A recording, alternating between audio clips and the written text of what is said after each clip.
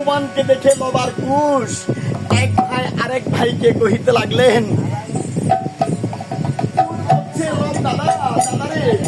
মা প্রতিনিয়ত হনুমান আর জাম্বুবানের কথা মনে করে কান্নাকাটি করে।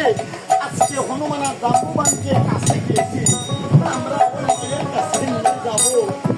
মা হনুমান আর জাম্বুবানকে দেখলে আমার কাঁদবে না? তখন সেই চলেন সেখান থেকে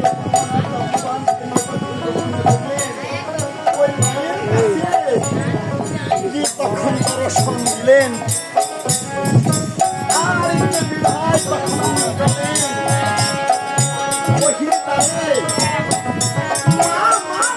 তখন দিবাই তখন আমি মাকে ডাকিতে লাগলেন,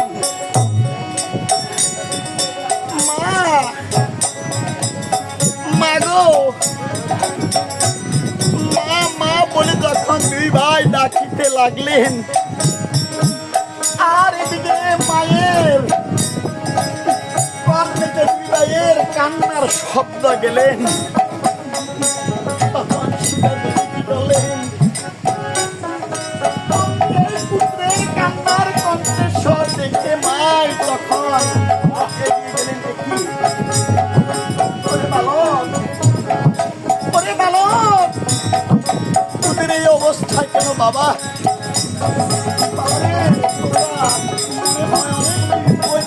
না খেয়ে আছিস বাবারে, আয় মায়ের কোলে বসে কিছু ক্ষীরা লবণী খেয়ে যা বাবা। ও গো মা,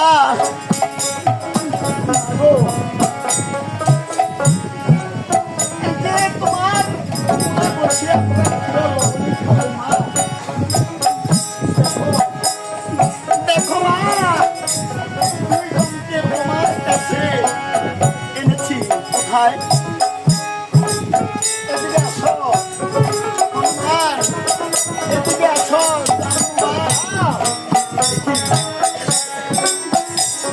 ওরে হনুমান আর জাম্বুবানকে দেখে মা, ওকে দেখে দে মা দুঃখিনী।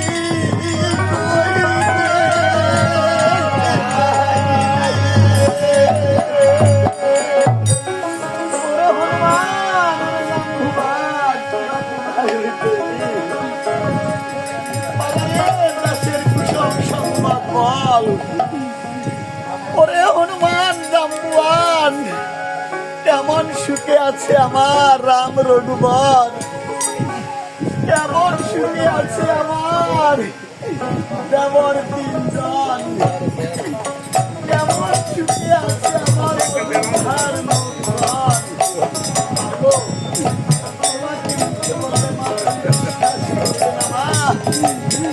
আমার সাথে চলো, আমার সাথে গেলে মা তুমি প্রত্যক্ষ নয়নে দেখবে তোমার স্বজন কেমন সুখে আছে। তখন সীতা দেবী আর করে হনুমান গণনা করিলেন। ও যুদ্ধের ময়দানে আপনি দেখলেন, যুদ্ধের ময়দানে গিয়ে তখন দেখলেন স্বামীর মৃতদেহ।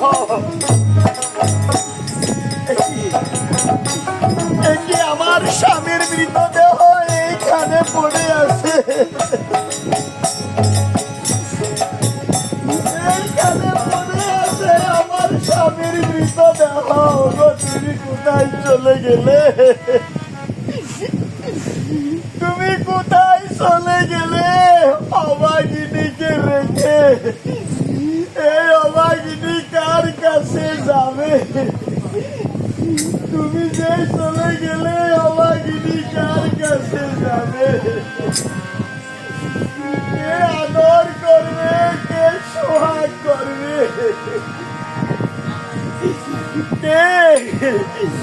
কে মনের কথা খুলে বলবে? ওগো তুমি কেন অভাগিনীকে সঙ্গে নিয়ে গেলে না? অভাগিনীকে হয় কালো রাত্রি, ওরে কালো রাত্রে নারী পুরুষ না থাকে সম্পত্তি।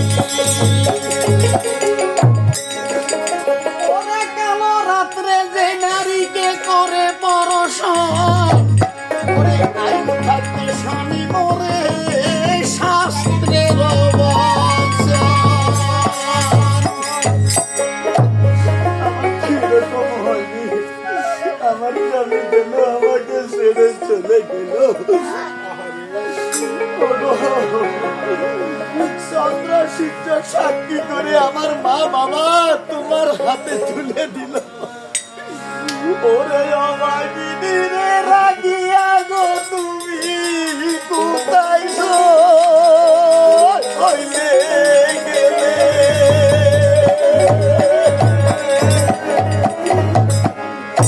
কারো কাছে দুঃখের কথা বলবো গো, ওরে কে আমাকে ওরে দুঃখের কথা শুনাইলে। ওই আজকে তুমি চলে গেলে যাব না আরো কাছে।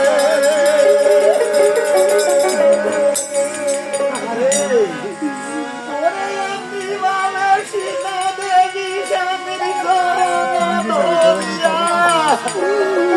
ওরে কাঁদিতে লাগিল গো লক্ষ্মী, ওরে পাগলি হইয়া।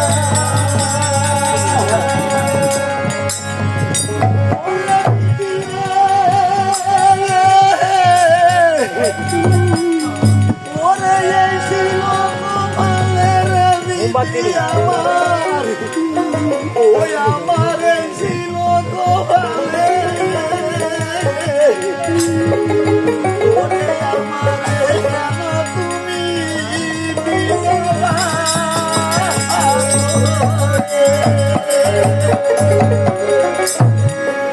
আর এমনিভাবে ওই সীতা দেবী কাঁদিতে লাগিলেন।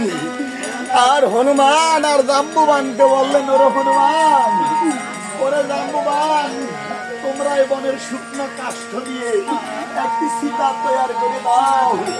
ওই সীতাতে আগুন দাও। আমার স্বামী যেই পথে চলে গেছে আমি সেই পথে চলে যাব। হনুমান আর জাম্বুবান ওই বনের শুকনো কাষ্ঠ দিয়া সীতা তৈরি করলেন। ওই সীতাতে আগুন দিলেন, ধাউ ধাউ করে আগুন গগন মন্ডল জ্বলিতে লাগলেন।